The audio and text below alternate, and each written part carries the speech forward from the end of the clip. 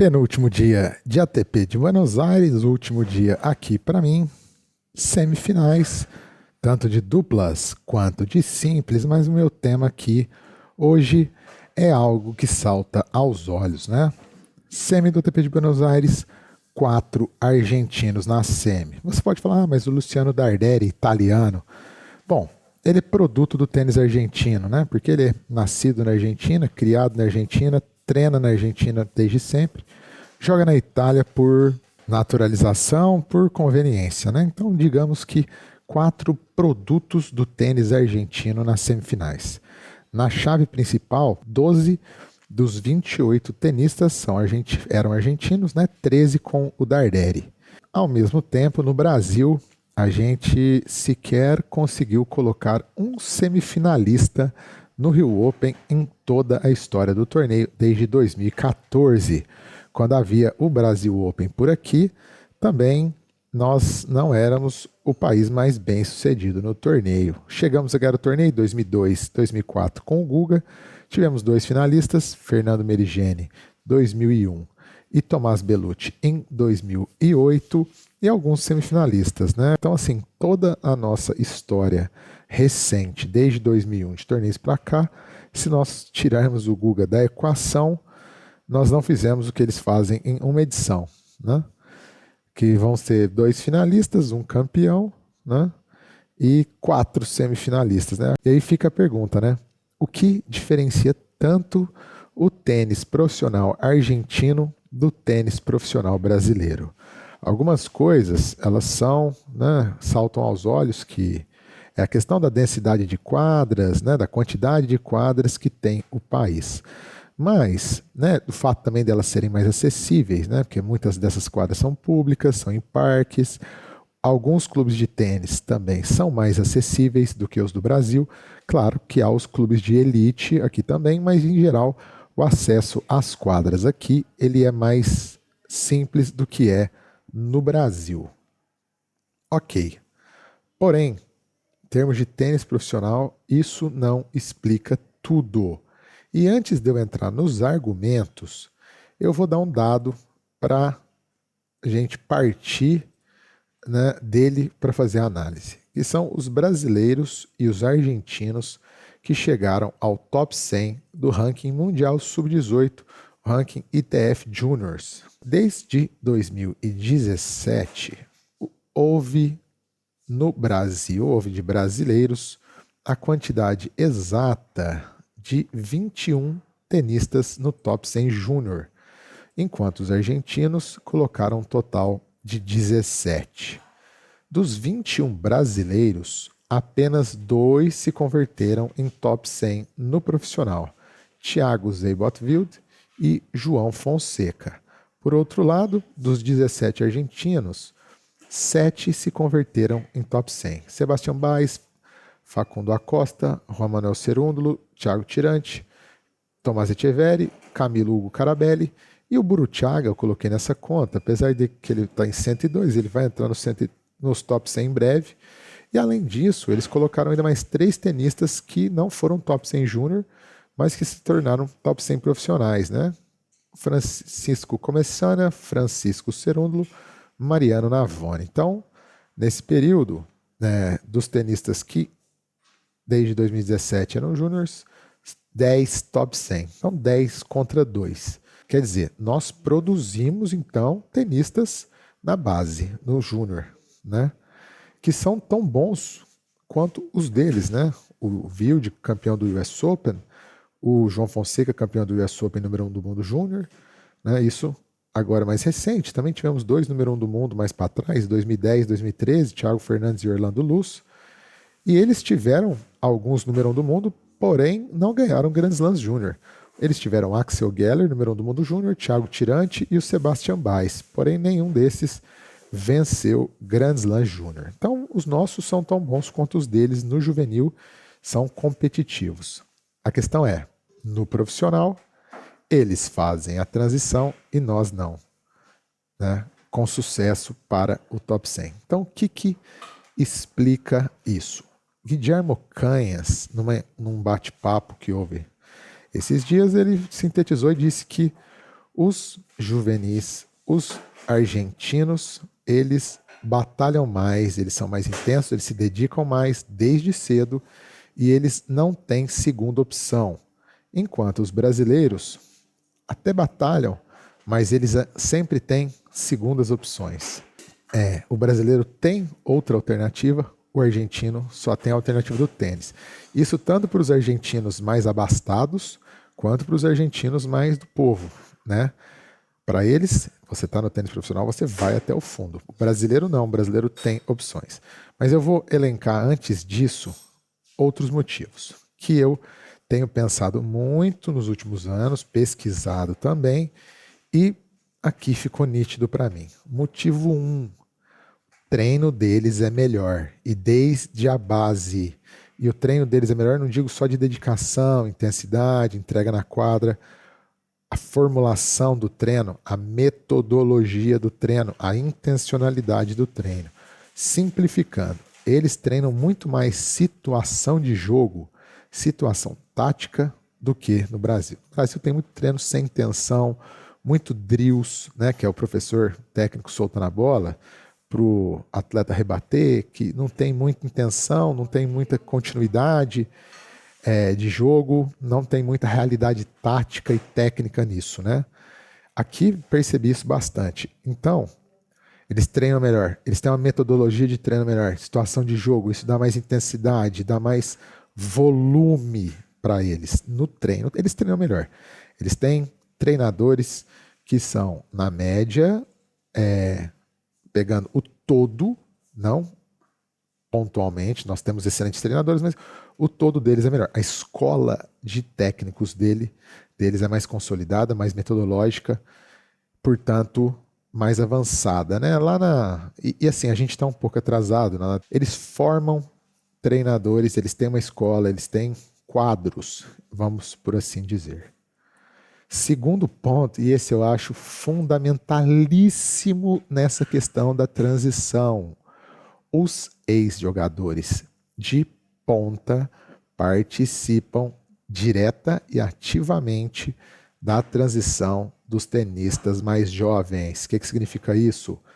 Os argentinos top 100, ex-top 100, treinam os meninos que estão ou no juvenil ou transicionando já dentro do profissional, né? Vou dar um exemplo. O Leonardo Maier, ex-top 21, treinador do Roman Boruchaga. Francisco Yunes, né, já fez a transição de vários, Mariano Rude, enfim, muitos. É quase uma regra o tenista sair do profissional, do tênis profissional e entrar na vida de treinador. Isso tem, claro, um motivo econômico, que é o fato que isso dá a oportunidade deles continuarem ganhando em dólar. E eles não, as aulas sociais aqui não dão a mesma remuneração, ser comentarista na TV e etc. Por outro lado, no Brasil, o ex-tenista não participa diretamente, a maioria, da formação dos jogadores. Isso é mais raro. Nós temos menos ex-tenistas e os nossos ex-tenistas de ponta não são todos que entram na carreira de treinadores. Tanto por uma questão de valorização, cultura e tal, tanto por uma questão econômica também. Aqui as aulas sociais, elas rendem mais financeiramente, ser comentarista, ser empresário. Há mais opções, né? Mas não é só uma questão econômica que explica, há uma cultura também. E essa questão dos ex-treinadores participarem, devia ter falado isso no começo, o que isso acarreta? Caminho das pedras. Eles facilitam a transição, eles já passaram por aquilo. E mais, o fato de ser gerações e gerações e gerações fazendo isso implica que há um conhecimento acumulado. Vai se criando um caminho para isso. Um caminho que é claro para os tenistas, né? Eles sabem o que tem que fazer, como fazer, eles não ficam aventureiros, né? Por exemplo, o fato, por exemplo, do Roman Boruchaga, que foi um juvenil bom, ele está entrando no top 100 com 24 anos e está tudo certo. Eles sabem que é assim, você vai para o Future, é uma penúria, depois se acende aos Challengers, é o maior desafio do tênis, para você chegar no top 100, que aí você chegou no top 100, as coisas melhoram, né? Porque no Challenger, pelo menos até antigamente, hoje é um pouco melhor já, você não se sustenta financeiramente a carreira toda. Nos ATPs você fica rico, vai, milionário não, mas você tem uma vida abastada.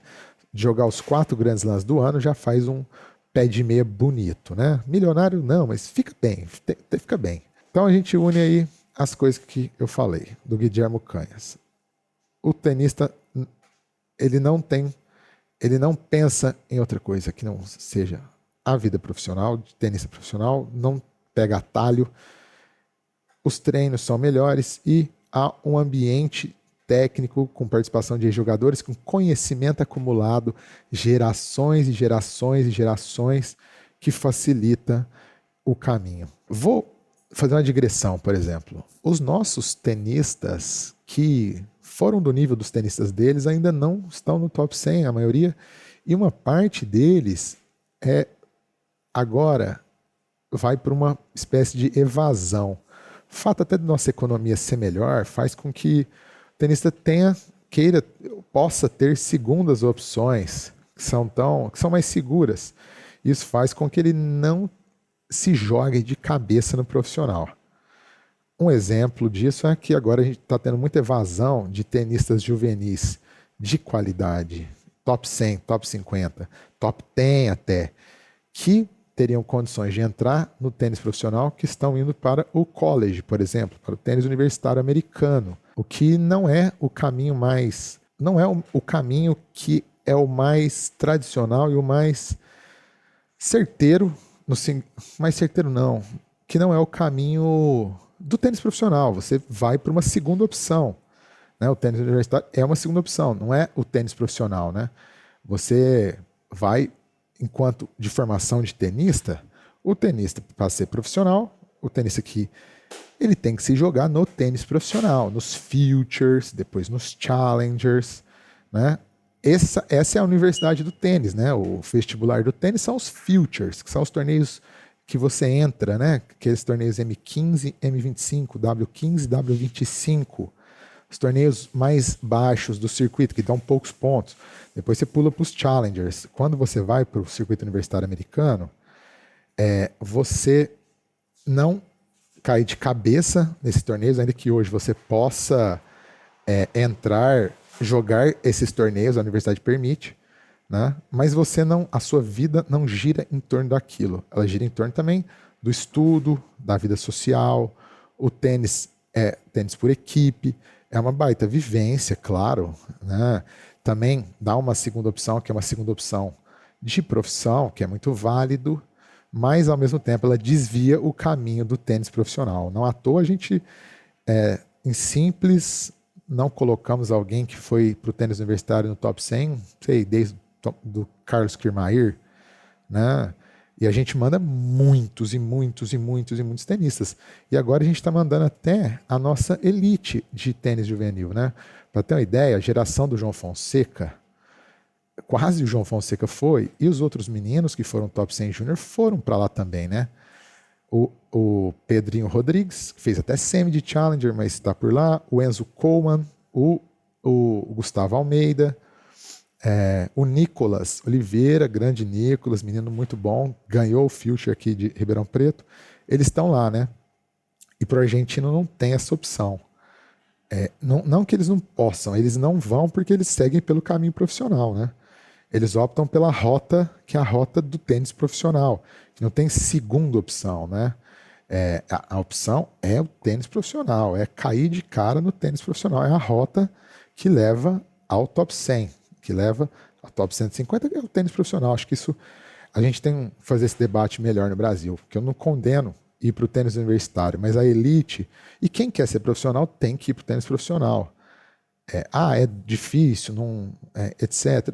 Para os argentinos também. É tão caro para eles quanto para nós. É que não tem atalho. Não tem. É assim, é difícil, mas é assim como as coisas são. E os nossos tenistas que foram, até a nossa elite do top 100 júnior, não voltou nenhum entrou no top 200, né?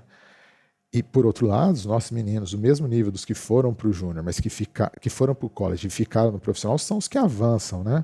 Agora temos o João Lucas Reis, o Gustavo Wade, o Pedro Boscardin, o Matheus Puccinelli, que são os que estão ali avançando de forma difícil, gradual, mas da única forma que é testada aqui na América do Sul de ser tenista profissional, né? Que é se jogar de cabeça no tênis profissional. Dos argentinos, dessa leva de top 100 deles, somente um foi para os Estados Unidos, que é o Axel Geller, que foi número 1 do mundo júnior, e ele chegou lá para Stanford e acabou virando executivo, empresário, e nem o tênis universitário ele jogou direito. O outro que foi o Francisco Cerundo, mas ele ficou 6 meses lá e voltou, porque ele falou, não, eu quero me dedicar ao tênis profissional, a treinamentos mais intensivos. Então, né, optei, ele fez a rota de primeira, né, a rota que, primeira opção, não tem segunda opção, e a rota do treino intensivo, do circuito profissional de tênis, né. Alguns casos que é importante o menino ir para o tênis universitário quando ele não tem condição de ser tênis profissional naquele momento, né? E aí, às vezes, alguns até conseguem se desenvolver e ir depois para o tênis profissional. Acho que o caso da Luísa Fulana é muito bom, o caso do irmão do Guto, do Luiz Felipe, que está conseguindo se desenvolver mais lá, mas e está jogando bem, foi vice do Future. Mas, assim, eu acho que o Gustavo Almeida, por exemplo, era um menino que eu acho que o Pedro Rodrigues eram meninos que tinham condição de se jogar já direto no profissional, né? Mas fizeram essa opção pelo college, né? É uma opção válida também, como eu disse, né? Vai dar uma formação muito boa, mas não é o caminho que os argentinos optam, né? Eles vão se jogar na Universidade do Tênis, que são os Futures, e não tênis profissional.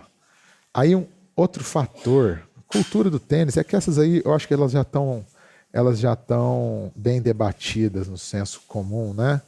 Que aqui tem muito vivo o tênis, né? Os interclubes, as competições entre eles, densidade das quadras, qualidade dos técnicos que eu já falei, e também o fato de que se concentra muito em Buenos Aires e a massa crítica de tenistas, né? O bolo, a elite, fica junta, treina junto, convive, né? Aqui eles todos circulam entre eles, né?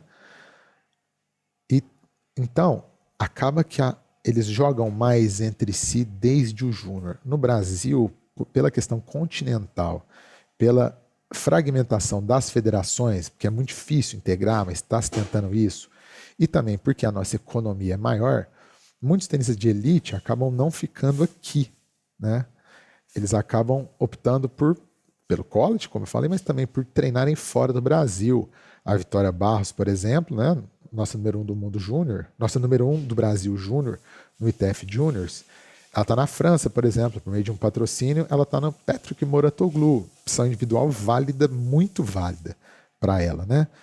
Eu estou dizendo mais assim, a questão estrutural. A Natália Tourinho, que é a nossa número 4 júnior, de 15 anos, muito promissora também, ela está nos Estados Unidos.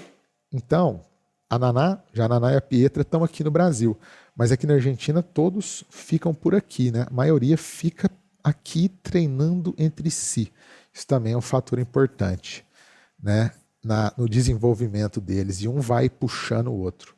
Aqui no Brasil, cada vez mais a gente está conseguindo colocar os nossos profissionais treinando juntos e tal, mas é que aqui é uma coisa mais estrutural, maior. Todos estão mais ou menos integrados, de uma forma ou outra, né? Aí, por fim, é que eu não fiz o roteiro, tá meio jogado, né? Eles têm um projeto nacional e, no limite, então, a Argentina tem uma escola de tênis, uma escola, assim, um projeto, uma escola mesmo, não sei outra expressão tão boa quanto essa, né? No sentido que eles sabem o que eles têm que fazer, eles têm método, eles têm estilo de jogo, eles têm capacitação profissional, eles têm massa de crítica de profissionais, enquanto no Brasil ainda tudo isso é incipiente. Está melhorando muito no Brasil, viu? Muito, mas ainda a gente está engatinhando para chegar no que eles estão 30, 40 anos na nossa frente, né? Mas assim, estamos progredindo muito. E aqui, a gente tem talentos com possibilidades de fenômenos no júnior e eles não têm essa geração agora, exceto uma ou outra no feminino. Mas a gente sempre na dependência de talentos. Acho que nessa geração menos. Eu acho que as meninas, elas principalmente, elas estão criando um comboio, um monte assim que está indo junto. Mas ainda estamos muito focados nos super talentos, né? Na Naná, na Vitória, no Gutão, no João, no Livas, etc. Né? Aqui não, aqui eles não têm super talento. Tem desde o Del Potro, que já parou de jogar. Eles estão os tenistas talentosos, mas os mundanos, e eles empurram todos os mundanos para o top 100. Todos não, maioria. Maioria também não. Empurram muitos, né? Maioria é exagero, né? De 17 de elite do júnior, eles empurraram 7 e ainda mais 3. Quase é a maioria mesmo. Enfim, é isso, galera. Diga aí o que vocês pensam. Isso aqui foi mais um ensaio, né? Não deve ter faltado alguma coisa. Eu tô aqui de manhã, preciso ir lá pro clube ver as semifinais, ver o Orlandinho e o Rafa Matos jogarem a semifinal de duplas. Depois tem as semifinais masculinas, as semifinais de simples, perdão, né? Tudo aqui todo o torneio todo é masculino. Então, deixem a reflexão de vocês. Eu gravei um outro vídeo, mas ficou parecido com esse, mas não sei por que eu quis regravar, mas esse ficou bom também. Então, pessoal, é isso aí. Valeu demais. Se inscreva no canal, ative o sininho das notificações, curtam o vídeo, espalhem o vídeo e mais, comentem. Quero saber a opinião de vocês, porque isso aqui foi um ensaio, não é uma tese de doutorado, uma verdade absoluta, é um start do debate para além dos meios, né? A ideia é levar esse debate para mais pessoas interagirem, para mais pessoas debaterem, para a gente fazer um entendimento coletivo, aceito divergências, aceito opiniões. Estou sempre em contato com os treinadores que estão na quadra, os brasileiros, os quais eu respeito muito, gente que está na lida, gente de qualidade. Por exemplo, o Éder Barbosa, um abraço pro Edão, um dos grandes treinadores de 12 anos, de tenistas júnior juvenis que estão na base mesmo, entende muito, e ele está falando que a gente está passando por um processo de mudança no júnior, mas assim, se vai refletir no profissional, já é um outro papo, e estamos distantes, mas vamos chegar lá, porque eu acho que o tênis brasileiro está muito vivo, temos a oportunidade, essa é a geração para a gente virar o jogo, já estamos virando um pouco o jogo, né? Ganhamos aqui em Buenos Aires no ano passado, tá bom que eles ganham no Brasil todo ano, mas estamos chegando lá. Acho que não é uma virada de jogo, não é uma competição, uma rinha de países, né? É a gente que precisa, somos nós, Brasil, que precisamos encostar e nos argentinos que estão dando um show,